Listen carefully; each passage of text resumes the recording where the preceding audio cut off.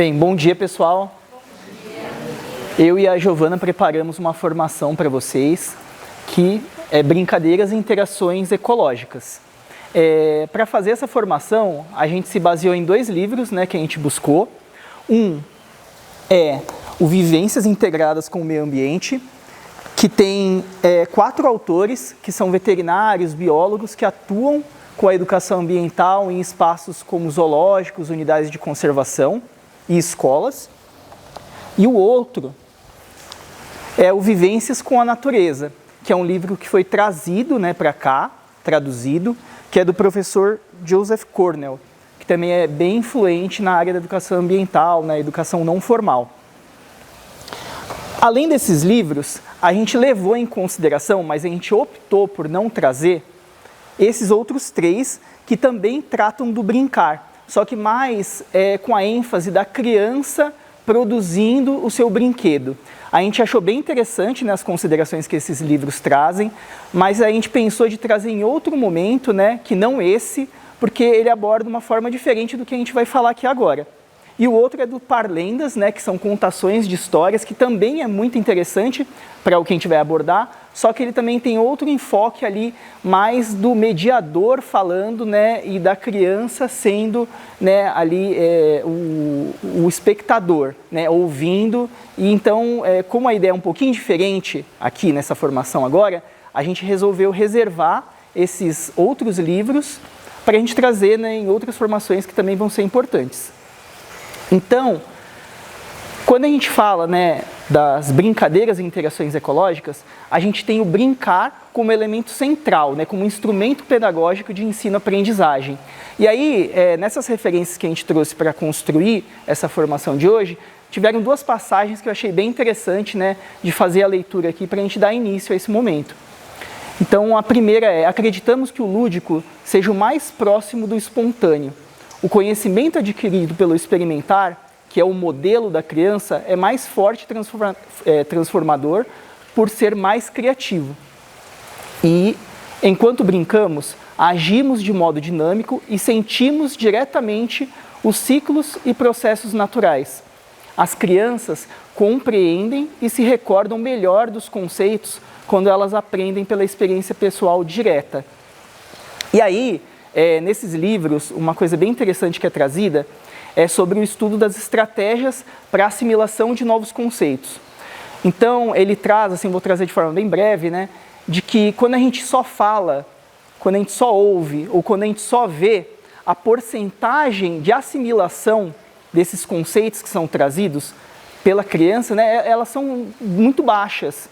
Mas quando a gente associa esses métodos à prática, à experimentação, a gente consegue aumentar isso para quase 100%.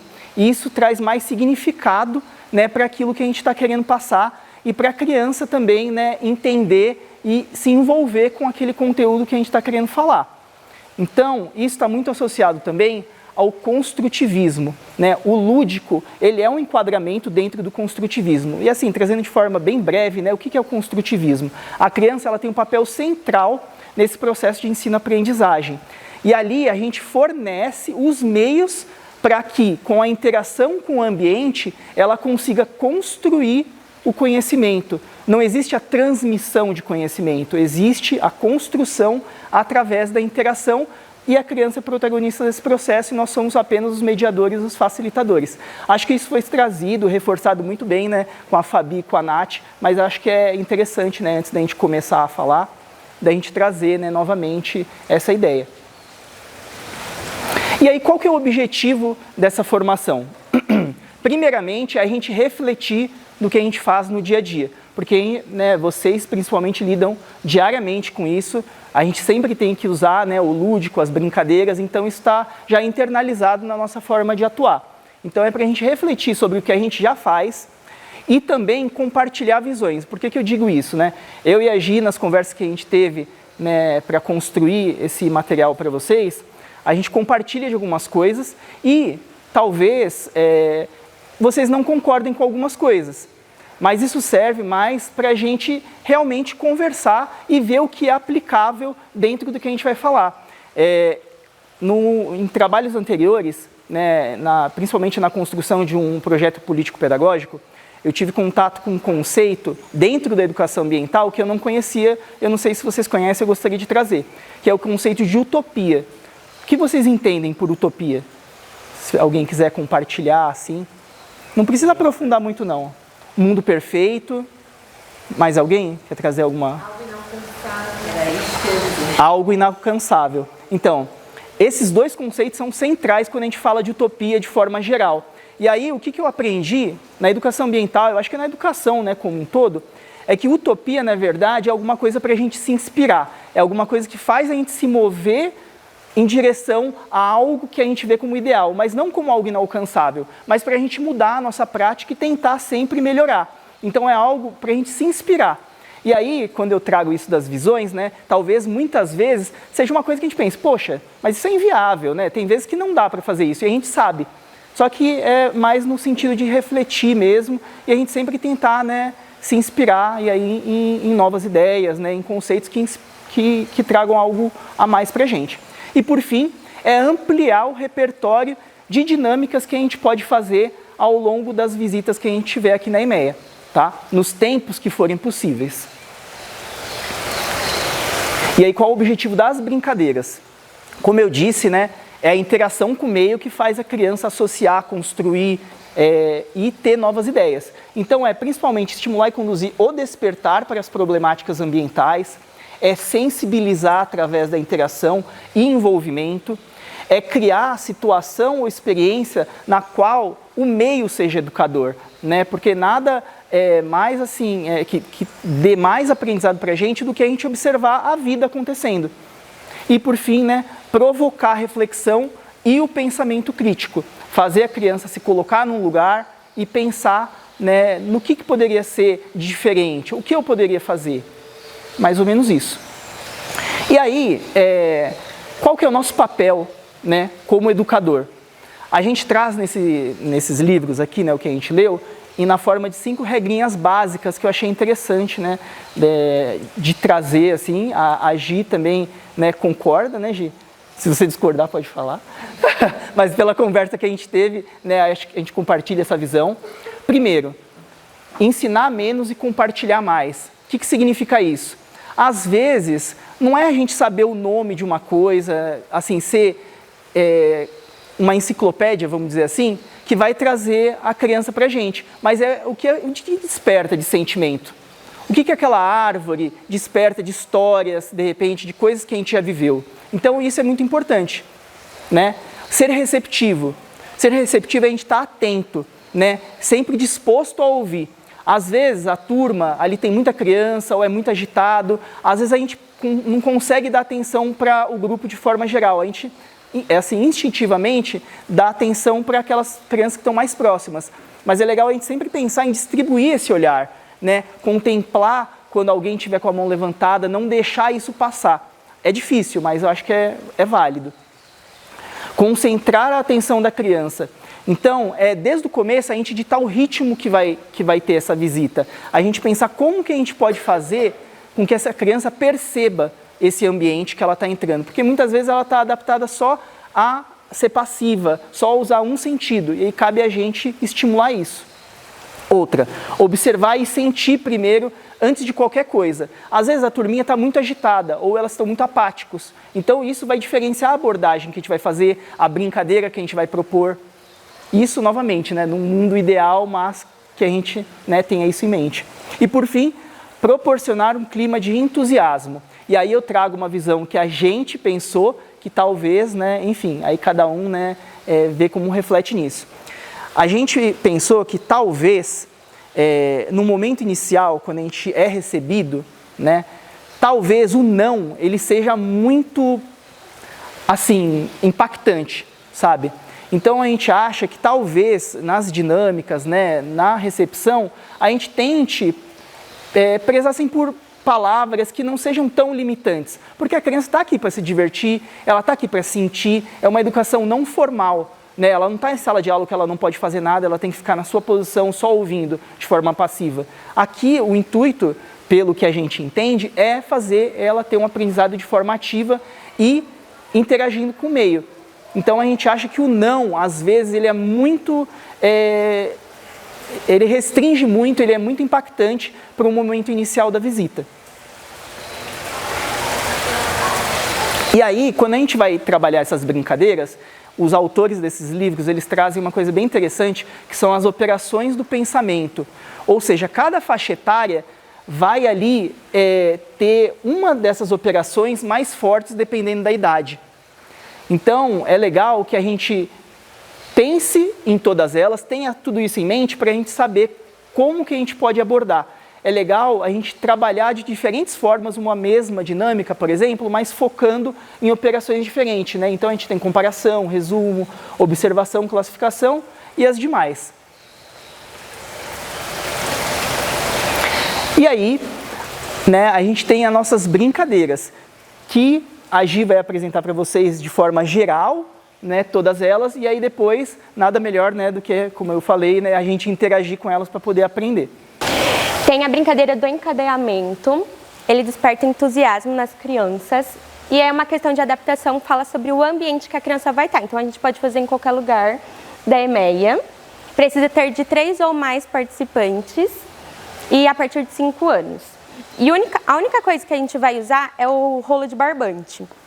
Então a gente vai fazer um círculo com todo mundo e vai utilizar, tipo, você vai fazer perguntas, por exemplo, o que você está vendo aqui? Ah, um passarinho. Aí essa criança vai segurar a ponta do barbante, o mediador tem que ficar dentro da roda e a gente vai encaminhando conforme eles vão vendo. O que esse passarinho come? Ele come folha, aí já vai ficar com outra criança. E assim a gente vai fazendo uma teia interligada, que vai mostrar como tudo tem que estar em perfeito equilíbrio. Porque se acontecer alguma coisa, que são coisas que a gente vai acrescentando conforme a brincadeira, tipo um desmatamento. A Bianca. Tudo bem.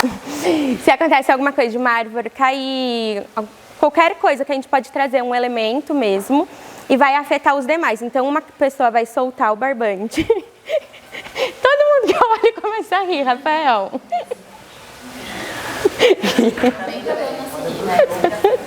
Olha, eu vou fazer igual o fim. E aí, conforme vão soltando o barbante, vai interferindo em tudo. Então, é para eles verem a questão do equilíbrio, como é importante e como tudo pode ser afetado. Próxima brincadeira. Essa brincadeira, dá para fazer de 2 maneiras. O morcego e a mariposa, ele também é uma percepção auditiva, tanto nas 2 versões. Precisa de 6 ou mais crianças. Na primeira versão, a gente vai fazer uma roda e a gente vai vendar as crianças, até a gente separou uma venda.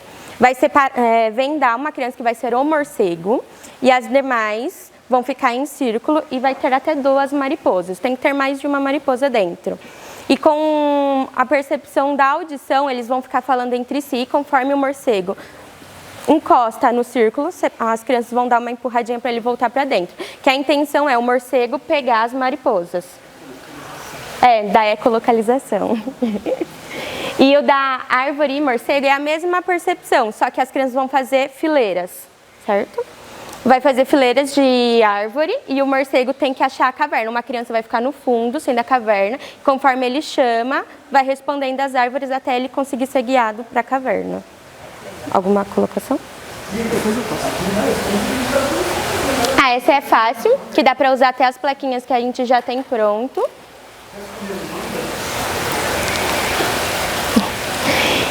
Que animal sou e dá para utilizar da forma de mímica também.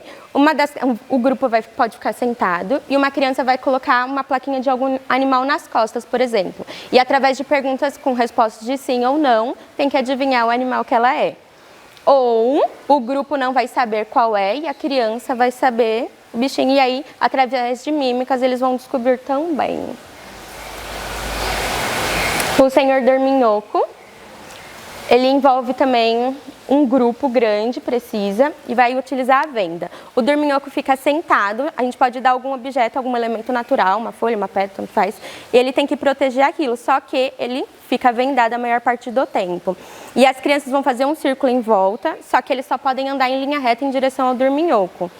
E conforme eles vão fazendo barulho, para se movimentar, o dorminhoco tem que apontar para a direção que ele acha que o som está vindo. Apontou, a criança congela e senta. e até alguém conseguir pegar ou todo mundo ficar sentado e ele ganhar a brincadeira. Esse é copiando plantas, que também vai utilizar folhas, se vocês estiverem na arena, tudo com giz, eles vão passar por cima da folha sulfite só para fazer o desenho. Encontrando a minha árvore. É o do girando, né? É verdade. Esse é para trabalhar a questão sensorial também. Uma criança vai ficar vendada e as demais crianças vai guiar. São duplas. Eu vou guiar uma criança até uma árvore e ela vai sentir todas as características que tem. O tipo de folha, se a árvore é grande, se ela é larga, se ela consegue abraçar ou não. Depois de fazer toda a exploração sensorial, eles vão sentar e ela vai tentar adivinhar qual era a árvore que ela estava. E dá para fazer uma troca depois. O refúgio da floresta. Tudo bem. A gente vai fazer as crianças em fileiras, todo mundo com o braço aberto. Conforme vai passando o tempo, as estações, as crianças vão girando. Então elas começam assim, aí passou um ano, elas vão virando. E nisso tem o caçador e um animal. Esse animal ele tem que ficar desviando, fugindo do caçador, só que dentro do caminho da floresta. E conforme vai acontecendo as mudanças da cidade chegando, desmatamento, vai saindo as árvores até ficar um espaço pequeno para a presa poder fugir, certo?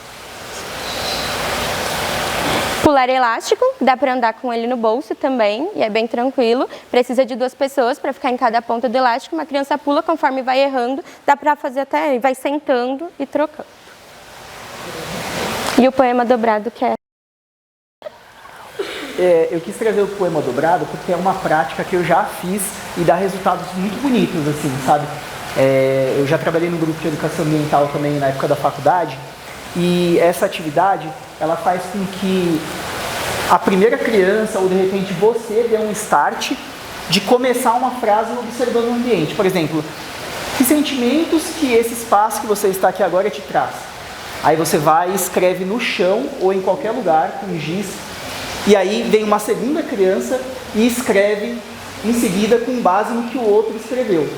Aí é tapado a primeira frase, é ficado só a segunda, e aí a terceira criança vai fazer algo continuando o que a segunda escreveu e assim sucessivamente. Parece uma atividade simples, assim, meio bobinha, mas o final é muito bonito, porque o resultado, né, que fica como se fosse um poema realmente. E aí as próprias crianças sentem meio que o orgulho do que escreveram, sabe, de ver o material completo. Então traz um pouquinho, né, da reflexão de cada um, mas conectado à ideia que o anterior trouxe. Isso pode ser feito no chão, numa folha, em qualquer lugar, que você tenha uma superfície que você possa, né, rabiscar. E é uma coisa que, né, traz um resultado que é bem tocante, assim. E acabou.